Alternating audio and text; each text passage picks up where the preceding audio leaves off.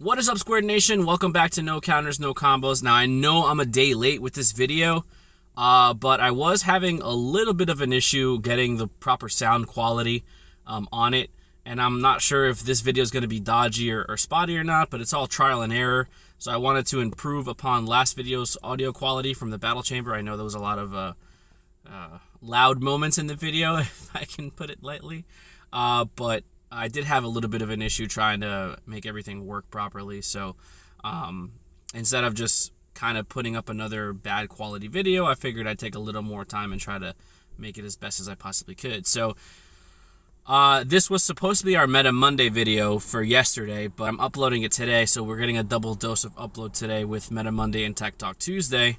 And I kind of wanted to go over my King Vegeta deck. So last week in the Battle Chamber, we did feature a King Vegeta deck against a U6 Kaba deck for that week's matchup. The build is completely different. I definitely updated the build a little bit. Shout out to my teammate Kevin. He originally was the brain behind the brew for the first draft of this deck, and I just kind of tinkered it a little bit after playtesting, and I kind of like where the ratios are at. Also, I want to give a quick shout out to Diego from the Netherlands, I think, and the Sensu Pop YouTube channel. They also did coverage of a King Vegeta deck over there. So if you guys want to look for more input and you want to get different ideas, you know, from a much better player, you know, Diego's been doing really well in his neck of the woods over there. So shout out to you guys.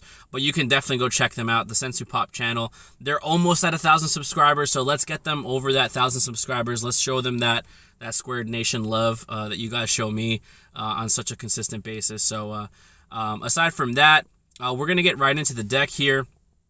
As you can see, we are using the King Vegeta leader. I think King Vegeta has a lot of potential. I think it's a really, really good red leader, and it's a lot of fun to play. So on the front side, he has a permanent. You cannot include non-Saiyan battle cards in your deck, so you just have to play only Saiyans. So unfortunately, we can't play like Double Strike Champa or Double Strike Kai, which does come up a little bit, but you know, for the most part, we can kind of navigate around it. So you're only allowed to play Saiyan battle cards in this deck. Activate main once per turn. You can take a life, add it to your hand, look at top 5 for a red or green Saiyan, add it to your hand, and you can also look at the top 5 for King Vegeta's Dynasty. So when you look at the top 5, you can add either a red or green Saiyan or King Vegeta's Dynasty, which is the field card. And you awaken on the back side. You awaken. Sorry, I'm stumbling upon my words here. King Vegeta is not a normal awakened leader. He does have to have specific conditions met in order to awaken, and his awakening condition is you have to be at 3 energy, and you have to have King Vegeta's Dynasty in play. So as long as you meet those 2 requirements, you can awaken at however many life you want to awaken. So if you're playing a slower matchup and you want to awaken at 6 life and you're at 3 energy with King Vegeta's Dynasty on the board, that's totally fine. However, in playing this deck, I would try to make sure that when you awaken, you're at 4 life or you're at 5 life and have a way to go down to 4, because there have been times where I've awakened at 5 life, and I wasn't able to go down to 4, and my super combos essentially were just 10Ks. So when you're playing this deck, there's a lot of different little quirks that you have to pay attention to. That's definitely one of them. I could definitely recommend in my experience. You want to try to get to 4 life and then awaken, or awaken and try to, you know, have a way to go down to 4. So that's why we play some of the card choices in this deck. So when you do awaken with King Vegeta, he's an untap 1, draw 1, which is pretty good. And on his awaken side, he has activate main, choose 1. So he has 2 different activate main effects. The first effect is you can KO a green or red. You can KO one of your Saiyans that's on the board, send it to the drop, and then he gains plus 5k in double strike, which is really good. And then his other effect is you can play a 2 or less Saiyan from your hand without paying its energy cost and draw a card, but its skills are negated for the duration of the turn. So he doesn't draw when he swings, essentially. He does gain advantage by playing by cheating in battle cards and drawing off of them that way. So we want to exploit that, and we want to take advantage of that as much as possible. So that's how you'll see some of the choices in the deck. So the first card we're going to go over is Bardock, Awakened Instincts. This card came to us in the Anniversary box. It's an Overwhelm for 4. for free. There's no energy cost on it. When you play this card using Overwhelm, you can draw 2 cards and then discard 1 card. This card is really, really good for play extension because you're not really playing a lot of double strike threats, or you're not playing like double strike, you know, further instruction Champa, something that can give you double strike. You kind of have to go a little wide in this deck. And Awakened Instincts is really good because when you play it, you can pitch one of your dead extra cards because you run a lot of extra cards. And then you could just to see more cards that way. This deck does draw a lot of cards. And it's just another 20k swing. So you don't have to worry about sparking too much in this deck because you're primarily going to be playing defensively, so you're always going to have energy open for defense. And just some instances you will need sparking for after image, but for the most part, everything is gonna require you to tap an energy. The next card we have is the 2-drop Kalila. She's a 2-cost 20k. So it fits right into King Vegeta's strategy of, you know, playing 2 costs. And even though she has an auto that when you play this card you have to take a life, when you're playing them off of Vegeta, their skills are negated, so you don't have to take a life, which is great because it's giving you a 20k body on the board that's going to swing for lots of pressure. Now, Kalila does have the permanent that you cannot KO your own battle cards, and you cannot place your own battle cards in the drop area by your own skills. So, you have to be very careful when you're playing Kalila. Like, you have to sequence it properly, because if you want to activate King Vegeta's effect, Kalila's permanent cannot be, you know, active. So for example, if you play Kalila the turn prior and she survives, and now next turn her abilities kick in again, so her permanents will kick in, you cannot activate King Vegeta's effect to send your cards to the drop area because of Kalila's permanent. So you want to navigate this as best as you possibly can. There are things that we can do to make sure that we untrigger that effect, but for the most part, you want to be smart when you're playing this. If you feel like you have to use King Vegeta's effect to give him double strike, you want to make sure you don't go too wide with Kalila. But that doesn't come up as often as you guys think. So the next card we have is the 2-drop Vanilla Super Saiyan GT Kid Goku. This card's great for King Vegeta since it is a skillless card. It doesn't have any effects anyway. So when it comes in, you just get a 20k body on board for free and you get to draw a card, which is insane. It's also a target for King Vegeta's effect to pop and give double strike, which is very good. And just 20k pressure super early for free is no joke. You know, this card can cheat out battle cards for free and then not use energy offensively, just kind of use it for a more, you know, passive defensive resource. Next we have Vegeta the Cruel, which is the new one of the new counterplay body counterplays, probably one of the better ones, if not the best one in my opinion. If you have a multicolored card in your energy, you can reduce the cost of this card in your hand by 1, and then if you play it on your opponent's turn as a counterplay, you get to choose one of their battle cards that's 4 or less, KO it, and then they get to warp a card out of their hand. Now, the permanent effect for not only Vegeta, but we'll get into Mach Speed Kaio-Ken as well, the permanent effect of their cost being reduced in hand by 1 makes them essentially 2 drops in your hand.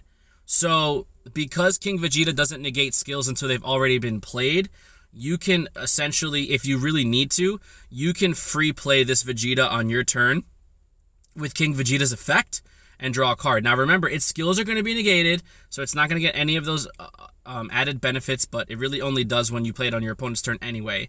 So just keep that in mind. Obviously, you want your main targets for King Vegeta to be Kalila and the Super Saiyan Kid Goku, but if you, in a pinch, if you need to play something, you can definitely activate King Vegeta the Cruel. Not King Vegeta the Cruel. Vegeta the Cruel, you can use it as a valid target for King Vegeta because it is a 2-drop in your hand, but you do have to have a multicolor energy, which should not be too hard in this deck. So the next card we're going to go over here as we're moving into the red color, we're playing 2 Saiyan Kaibas. Now, originally, in my teammate Kevin's list, these were the 1-drop Raditz that drew you a card and was like the Borgos. But I noticed that I need more pressure late game. Like, I need cheap late game pressure, and I'm not playing a lot of double strike threats in this deck. So Kaba is just one of those cards that A, is going to get you down from 5 to 4 when you really need to, and is also going to put a lot of pressure on your opponent because you can swing with it for 15k double strike and combo up. and for just 1 red energy, that's really good in my opinion. Also, if you don't have Caulifla on the board, you can swing with Kaba, do what you have to do with Kaba, then you can KO it for King Vegeta's effect and get another double strike out of it. So Kaba essentially does 2 jobs in this deck. It gets you 2 double strikers if you really need to, and it also gets you down from 5 to 4, which is really important. So just 2 Kaba. Worst case scenario, it's red energy or a free 5k combo. Then obviously it's like our boss monster, I guess, of the deck is Desperate Onslaught Caulifla. I think that's her name, or just whatever, Kefla rather.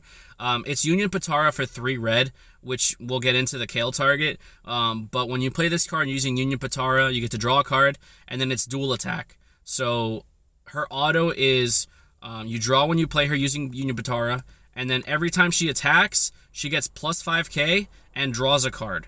And that plus 5k lasts until the end of the turn. So because she's dual attack, essentially the turn you play her, she's going to draw you 3 cards and swing for a max of 35, which is pretty good. Also, she has deflect, so you can't really target her with any counterplays. Now, that doesn't mean you can't activate counterplays in response to her, but they just won't affect Kefla specifically. So if your opponent wanted to do like Mach Speed Kaio-Ken, they can play it, but the abilities of the counterplay won't kick in. So that's how that works. It doesn't necessarily mean that you can't activate a card, a counterplay. You just won't be able to target Kefla as a valid target. So we have her as kind of like the top of our curve, even though she comes down for 3 reds.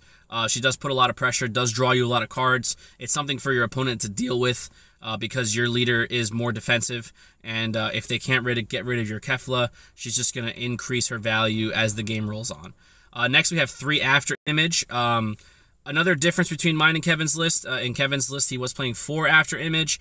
I felt like there was a lot of extra cards in this deck, so I didn't want to be too heavy on extra cards. And the fact that you do draw a lot does mean that you're going to see your cards when you need them. 3 After Image, in my opinion, is really fine. You're not really going to rely too much on sparking because you're playing Overwhelm, so being able to have the ability to tap 1 for After Image is totally fine as well. Alright, the only super combo that you can play in this deck, excuse me, the only super combo you can play in this deck is the Sun Goten. So we're playing him. He's a 4 life. When you're at 4, you can play this card. Draw a card. It's a regular super combo, 0 cost 10k. That's why you just want to make sure that you can get to 4 if you want to get max value out of your super combos. Next we have Is That All You Got, which right now is probably the best red negate or red counter attack in the game, especially with all these veggies running around. The fact that you can't KO any of your veggies when you're playing against them is kind of rough, so Shocking Death Ball does take a hit here, but oh, excuse me. Wow, I seem to have something in my throat. I apologize for that, guys. Let me just take a quick sip here.